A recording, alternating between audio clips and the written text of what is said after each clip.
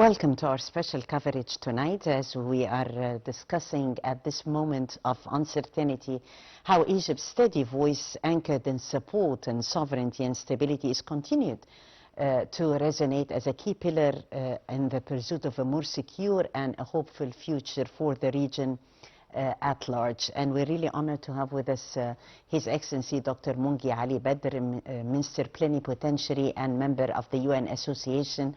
And together we'll be reading the headlines of today as we have followed here on Nile TV International the UN Security Council session and how it had actually centered on fragility and spillover risks over Syria.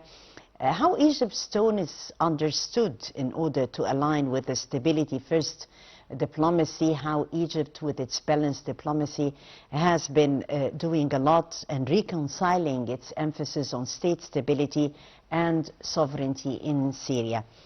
Dr. Mongy, Excellency, thank you so much for joining us here tonight as we follow together the UN Security Council session. Thank you very much, and good evening for you and your viewers. And it's my honor to be with you. This day is, in fact, it's full of evidence, and also it's full of action, even on national level or regional level or international level.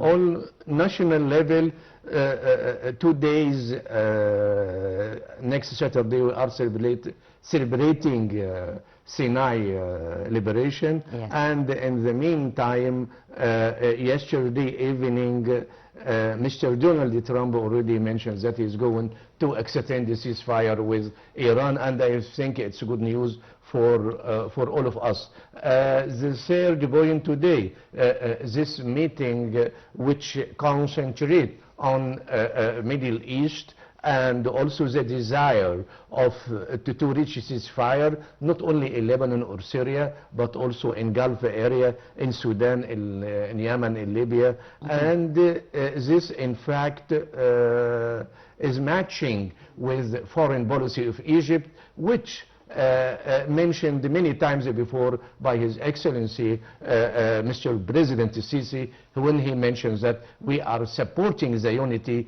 of Arab state, we are supporting the institution in each country, and in the meantime we are helping them to develop their institution. And for the countries which have violent or escalation, in fact, Mr. President, he mentioned that we are ready to share in rebuilding or reconstruction of these countries. So it's the Egyptian diplomacy which we use to prove globally and regionally that we respect our word. Whatever we are saying, we are ready to put it in reality. And in the meantime, most of regional power and international power now they consider the Egyptian role in solving the crisis in Middle East. It's very important, and we can play very active role in de-escalation the crisis in Middle East. Yes, definitely, and this is actually what Egypt has been doing. Egypt's steady voice anchored in support and sovereignty to the region at large, and also we've heard Egypt's speech at today's session. We've seen how Syria's transitional authorities are struggling in order to consolidate control. Egypt has been working on achieving a sense of stability definitely in Syria. And now the question is, how viable do you see, Dr. Mongy, this sense of current transitional government's model in Syria vis-a-vis the different developments that are happening and amidst what has been presented in the session earlier today? It's a very sensitive point, in fact, because as you know that Egypt and Syria were united together from 1958 to 1961. We were at that time one republic, and the relation between Egyptian and the Syrian people, it's very close. We have much in common, even related culture or songs or even economic interest. So Egypt used to express that we call for the unity of all Syrians, and we want the regime in Syria to be for all Syrian people, not to be selective for one or two tribes. The most important point, which I would like to concentrate, that Egypt is moving in its foreign policy collaborating with regional power, like Saudi Arabia, like Turkey, like Pakistan, and with also collaboration with the superpower like Russia and the United States of America. So this is the difference between the foreign policy in Egypt now and in the past, that we don't take any steps unless we coordinate together with regional power and superpower. So I think we express about our idea related to Syria with our neighboring country, especially Turkey, and also we discussed this many times when that security counselor for United States of America, when he visited His Excellency Mr. President 2 days back, and we will have a discussion in many areas, including this topic of Syria. So what I would like to conclude in this point, that we have very balanced foreign policy, and within this policy we are looking for the interest of Egypt, the interest of Egyptian people, and we used to call for the unity and of each Egyptian Arab countries, and in the meantime we respect our promise, we respect the agreement which we sign with Arab countries under the umbrella of the League of Arab States. Yes, definitely. We've been working hard to achieve this balance. Egypt has been working very hard as a trusted mediator and a trusted stabilizer in the whole region, as we have seen also in the session that was tackling Syria, Minister Mongy Badr. Different mechanisms were there, also discussing how the United Nations can realistically support to prevent any sort of state fragmentation, and this is a very important role for the UN. In fact, this point also, it's very important because we got lessons from the history that escalation doesn't finish any problems. It increases the crisis, not finish it or pause it at least. And we used to call for dialogue and negotiation. And in the meantime, if we are going to have lessons from history, I'm going to mention that within 10 years only, 40 million people already displaced, this globally. And in the meantime, 35 countries now, on international level, we consider it as fragile country. So it means this, including Lebanon, it means that this country, they cannot control the internal situation, they cannot serve their people, and in the meantime it has no ability, even military or economy, to defend the interest of their people. 35 countries globally, it's a very big number. I think we can presume from this point that the international order, which we are living under the umbrella of this order, failed completely to develop this country, because if we have 195 or 94 countries member in UN, 35, it's a big percentage, in fact. This will lead us to another point. Would you think now that we are going to say bye-bye to the unipolar international system, and we are going to go to multi-polar system? So which country is going to lead beside the United States of America?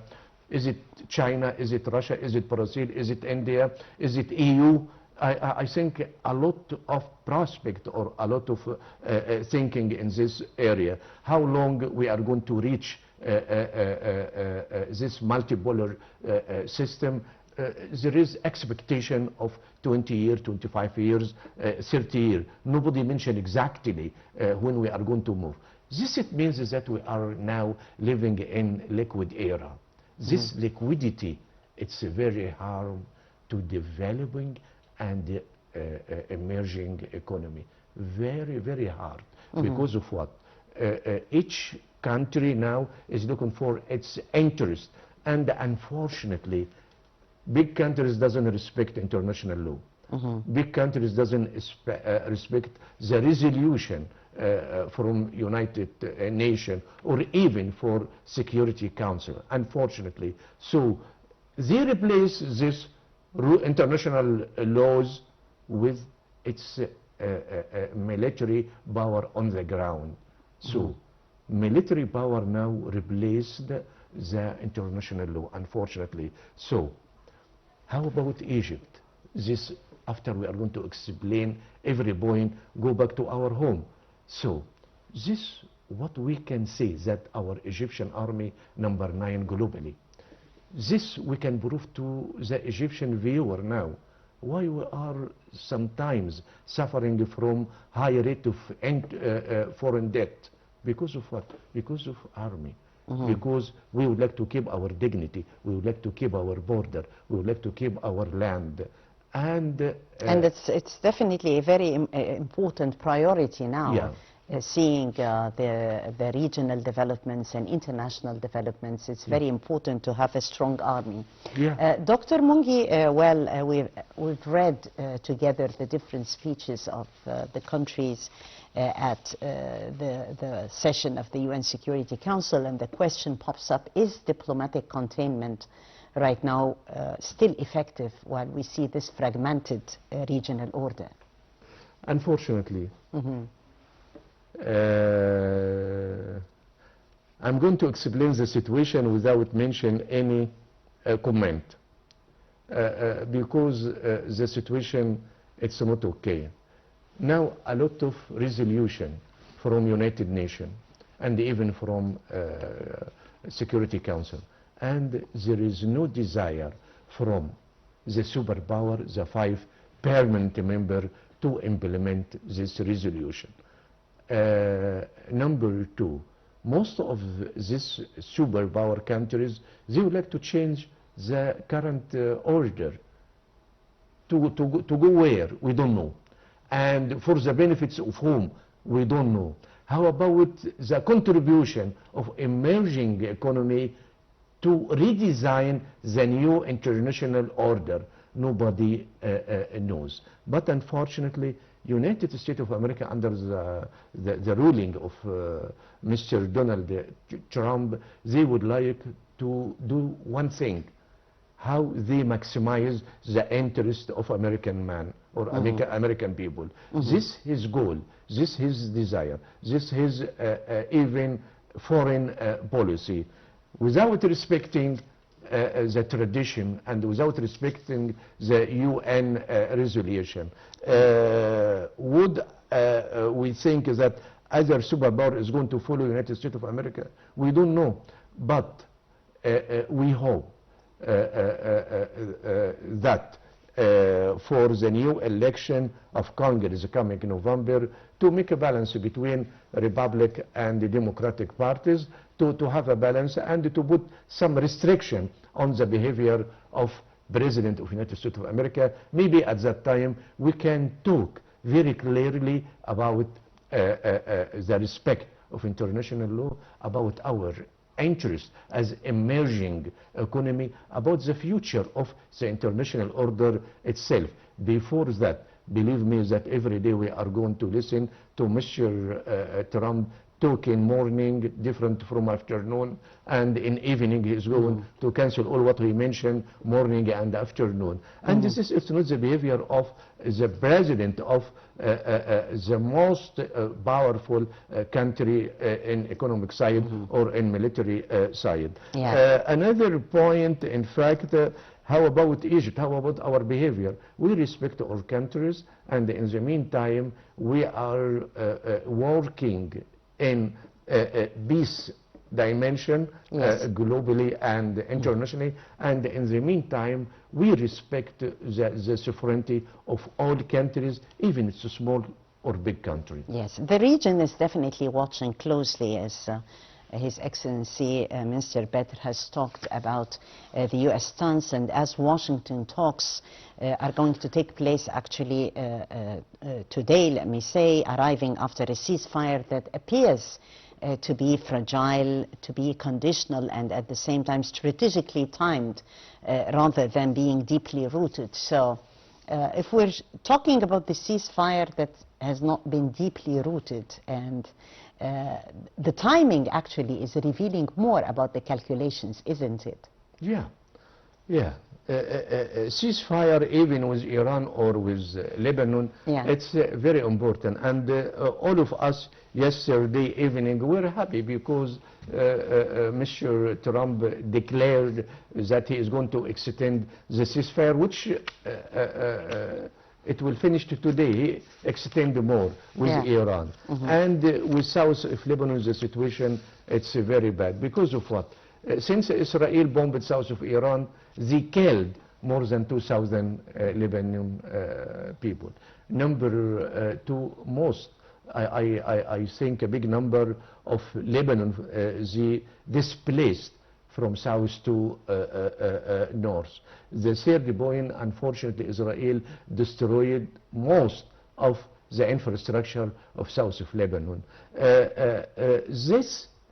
It doesn't help the Lebanon people, because destroying a country with very bad economic situation and a lot of tribes and a lot of ideas, and even they are suffering from more than 5 years from economic situation, and attacking by Israel with this heavy attack. In fact, it's not accepted, not by Egypt or any country globally. Related to the ceasefire with Iran, unfortunately, it's not classic war. It's an unconventional one. Yeah, it's a hybrid war. This is what we used to call now.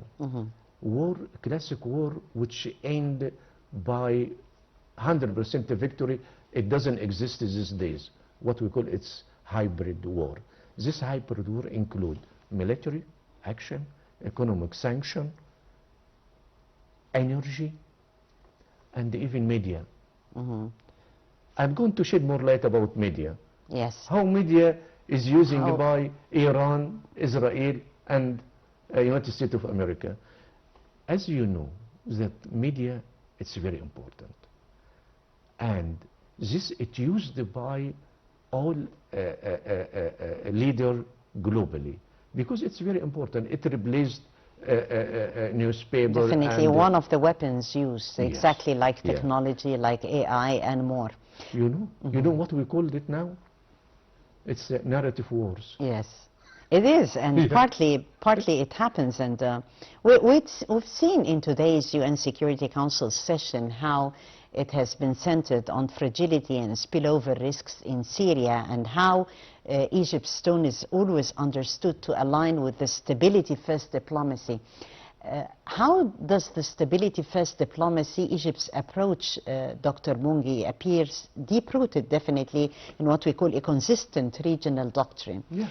Okay. How do you see Egypt's diplomatic positioning right now, and within this context? How, what distinguishes it, even when we have heard the Egyptian speech and the Egyptian voice? It's different and has what distinguishes it, this tone, stabilizing tone and balancing tone, rather than other approaches from regional actors. It's Egypt. Our representative in UN, he reflects civilization of 7,000 years. Yes. He reflects the wisdom of our foreign policy. He reflects the ability of Egypt in economic and the military side. And I'm going to conclude this point in what Egypt's message before and during this meeting in New York. Our message to the region, to the Middle East, that No stability without sovereignty. No development without security. Right. No lasting solution without regional balance. As you see, that's 3 no. But 3 no, all of them are very positive, not negative. Yes. So, again, no stability without sovereignty, no development without security, no lasting solution without regional balance. This is our foreign policy. This is our rules. This is our message to our neighbor. In the meantime, we repeat this message again to the superpower, and we mention this, that we encourage the unity of all countries, and we used to help in developing institution inside some fragile countries to develop its performance and to can control the situation in their countries. And in the meantime, we are ready to share in reconstruction in these countries. We have huge experience in this area, and we offer to our brother in Africa and also our brother in Arab countries in this area. We have experience. And also for this point, we are very clear. Instead of escalation, instead of a war, let us go together, hand by hand, to make economic development. Let us go to put peace in reality. Let us forget the war. Because of what, Dr. Tagreed? Because one reason. The standard of technology for all these weapons, it's very close to each other. You are going to find that weapons coming from China or Russia or America. Yes. There is similarity. So the big difference which you use to notice in the past, it doesn't exist now. What it means? It means if you attack me, I am going to reply you. Maybe with the same or less in technology. If you are going to hurt me, I am going to hurt you. So for this era, that technology now and IT and AI, artificial intelligence, which is going to control the world, including man himself. So let us be to cooperate together. Let us forget the era of war, because no one win, never. Let us go to peace. Let us go to economic development. Let us to put more attention for our teenage, for the young people, because of what? Maybe my son or your son or my daughter will come to ask me, Dad, what you did with my home, what you did regionally, what you did internationally, why you didn't stand to defend my right in future. I'm very afraid these days will come to the people to ask me it's about a matter my of home. definitely it's a matter of responsibility. That's why coming today in the speeches of the regional actors came also the humanitarian dimension, which is actually very important. And in what way can it be like a card or a dimension influencing the negotiation process, in your opinion? Yeah, okay, it's one of the factors that we should concentrate humanitarian aspect. Yes. And it should lead the dialogue and the discussion between all interested parties. How about humanitarian? Now we are looking for the right for animals and maybe something else. How about the human being? It should be take priority #1. There is no difference between African or Arab and European and American people. All of us are the same in front of our God. Even you are Muslim or Christian or Jewish, we are the same in front of God. In the same time, if you help me to have good life at my home, I never think to attack you. I never think to migrate or to leave my home to go to Europe or America. So in this area, in this dimension, Europe is going to decrease its budget to prevent migration. And in the meantime, each country will keep the image of its people. And also, there is no war between developed and the developing countries. And the most important point, our natural resources is going to be low day by day. So I'm afraid one day maybe the water is not enough for us, maybe the food is not enough of us. By the way, that International Organization for Food, they mentioned 1 week back that they mentioned if this war in Lebanon and in Gulf area, it doesn't stop, maybe we are going to suffer from a problem of food.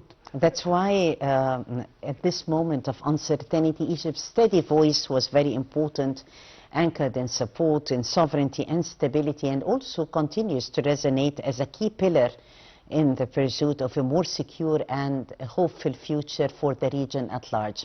I thank you so much, Your Excellency Dr. Mongy Ali Badr, Minister Plenipotentiary and member of the UN Association, for highlighting with us the key pillars of the UN Security Council session on Syria. I thank you so much, and also for highlighting more dimensions concerning Egypt's pivotal role in the region, Egypt's diplomacy, and also the developments vis-à-vis Lebanon and the whole region. Thank you so much. Thank you. And I thank you, dear viewers, for joining us. That was the daily debate for tonight, and I'm Taghreed Hussein, thanking you all for watching.